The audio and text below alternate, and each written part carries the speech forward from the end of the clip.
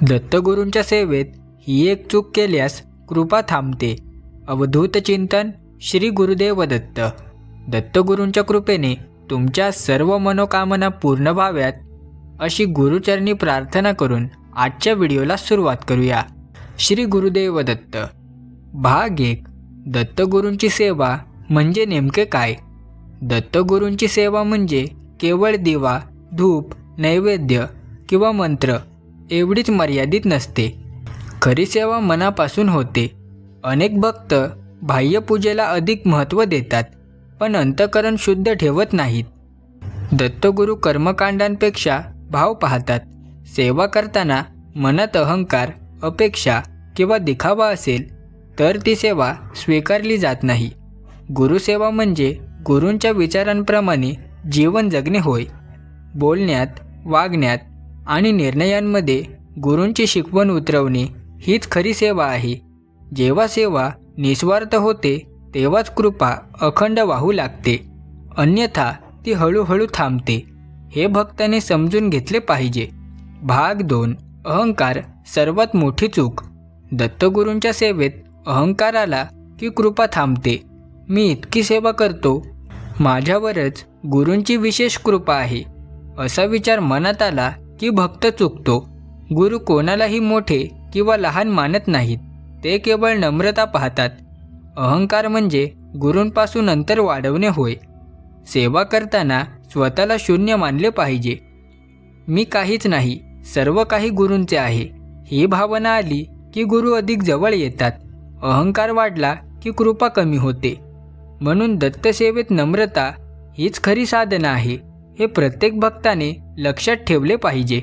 भाग 3. अपेक्षा ठेवणे ही सूक्ष्म चूक. सेवा करताना मनात अपेक्षा ठेवणे ही फार सूक्ष्म पण घातक चूक आहे. मी एवढं केलं आहे तर मला हे मिळायलाच हवं, असा विचार आला की सेवा व्यवहारासारखी होते. दत्तगुरू व्यापारी नाहीत, ते करुणेचे सागर आहेत. अपेक्षेने केलेली सेवा गुरु स्वीकारत नाहीत. गुरु योग्य वेळी आणि योग्य तेच देतात. भक्ताने केवळ विश्वास ठेवावा.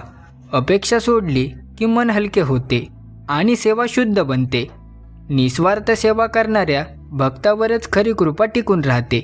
अपेक्षा ठेवल्या की समाधान मिळत नाही आणि कृपाही हळूहळू दूर जाते.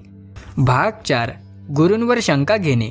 संकट आले की अनेक भक्त गुरूंवर शंका घेऊ लागतात. गुरु मला विसरले का, मनात असा प्रश्न येतो. हीच मोठी चूक आहे. संकट म्हणजे गुरूंची शिक्षा नसून ती भक्ताला घडवण्याची प्रक्रिया असते. गुरु भक्ताला मोडत नाहीत तर अधिक मजबूत करतात. शंका आली की भक्त स्वतःच्या कृपेपासून दूर जातो. दत्तगुरूंवर पूर्ण विश्वास ठेवणारा भक्त कधीही एकटा राहत नाही. अडचणी आल्या तरी गुरु त्याच्यासोबत असतात. विश्वास तुटला की कृपा थांबते. म्हणून परिस्थिती कितीही कठीण असली तरी गुरूंवरील श्रद्धा कायम ठेवणे अत्यंत आवश्यक आहे. भाग 5. गुरूंच्या शिकवणीकडे दुर्लक्ष. दत्तगुरू चमत्कार दाखवण्यापेक्षा जीवन बदलण्यावर भर देतात.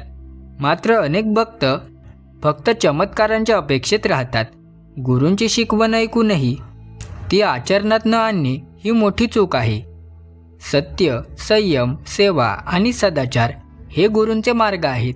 पूजा करणे सोपे असते, पण स्वतःमध्ये बदल घडवणे कठीण असते. जो भक्त फक्त पूजेला रमतो पण वागणूक बदलत नाही, त्याच्यावर कृपा टिकून राहत नाही. गुरूंची सेवा म्हणजे जीवनात शुद्धता आणणे होय. जे गुरु सांगतात ते आचरणात आणले तर कृपा वाढते. दुर्लक्ष केले तर कृपा थांबते, हे सत्य आहे. भाग 6. दुसऱ्यांशी तुलना करणे. त्याला एवढं मिळालं, मग मला का नाही, हा विचार दत्तसेवेत विषासारखा आहे. दत्तगुरू प्रत्येक भक्ताला त्याच्या कर्मानुसार देतात. तुलना केल्यास असंतोष वाढतो आणि श्रद्धा कमी होते. गुरु अन्याय करत नाहीत, मात्र भक्त ते समजून घेत नाही. प्रत्येकाची वेळ वेगळी असते. तुलना करणारा भक्त स्वतःच्या कृपेचे मोजमाप चुकीच्या पद्धतीने करतो. समाधान नसेल तर कृपा टिकत नाही. दुसऱ्याच्या यशात आनंद मानणारा भक्त गुरूंना अत्यंत प्रिय असतो. तुलना सोडली की मन शांत होते आणि शांत मनातच गुरूंचा वास असतो. हे लक्षात ठेवले पाहिजे. भाग 7. सेवा फक्त संकटात करणे. अनेक लोक फक्त अडचण आली की दत्तगुरूंना आठवतात. संकट दूर झाले की सेवा विसरतात. ही मोठी चूक आहे. गुरु फक्त गरजेपुरती नसून ते जीवनाचे आधार असतात. स्वार्थासाठी केलेली सेवा टिकत नाही. गुरूंची नातं सततचं असायला हवं. रोजची साधी प्रार्थना, थोडी श्रद्धा आणि थोडं स्मरण पुरेसं असतं. संकटात गुरूंना आठवणे चुकीचे नाही, पण सुखात त्यांना विसरणे चूक आहे. सातत्य नसेल तर कृपा स्थिर राहत नाही. जो भक्त प्रत्येक क्षणी गुरूंना स्मरतो त्याच्या आयुष्यात संकट टिकून राहत नाही. भाग 8. अपवित्र मनाने सेवा करणे. बाहेरून पूजा सुंदर दिसते, पण मनात राग, द्वेष आणि मत्सर भरलेले असते. हीच मोठी चूक आहे. दत्तगुरू विधी पाहत नाही, ते मन पाहतात. अपवित्र विचारांनी केलेली सेवा निष्फळ ठरते. मन शुद्ध नसेल तर कृपा स्थिर राहत नाही. क्षमा, करुणा आणि प्रेम हे गुण मनात असले पाहिजेत. दुसऱ्यांचं वाईट वाटणे किंवा द्वेष करणे गुरूंना मान्य नाही.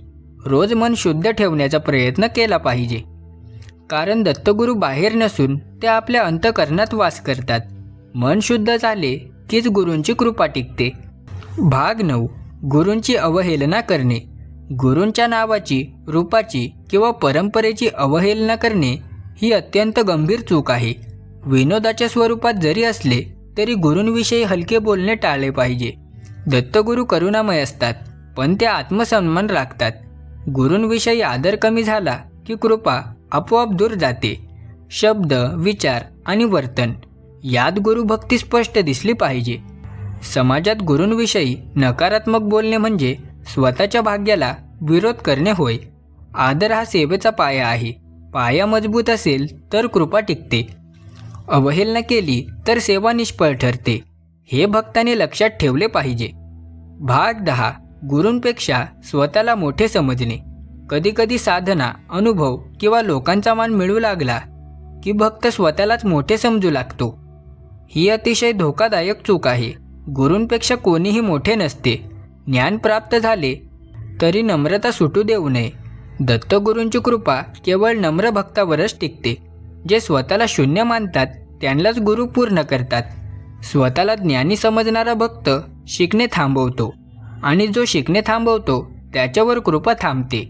म्हणून कितीही अनुभव आले तरी मी अजून शिकत आहे हा भाव कायम ठेवला पाहिजे. भाग 11. गुरूंच्या इच्छेविरुद्ध हट्ट. मला हेच हवं असा हट्ट धरला की भक्त चुकतो.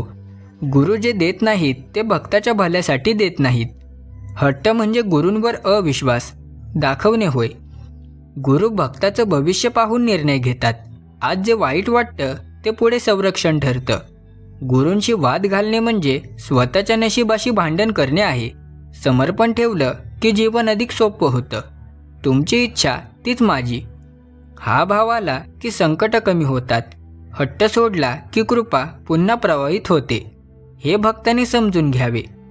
या व्हिडिओमधून तुम्हाला दत्तकृपेचा स्पर्श जाणवला असेल तर कमेंटमध्ये श्री गुरुदेव दत्त लिहायला विसरू नका.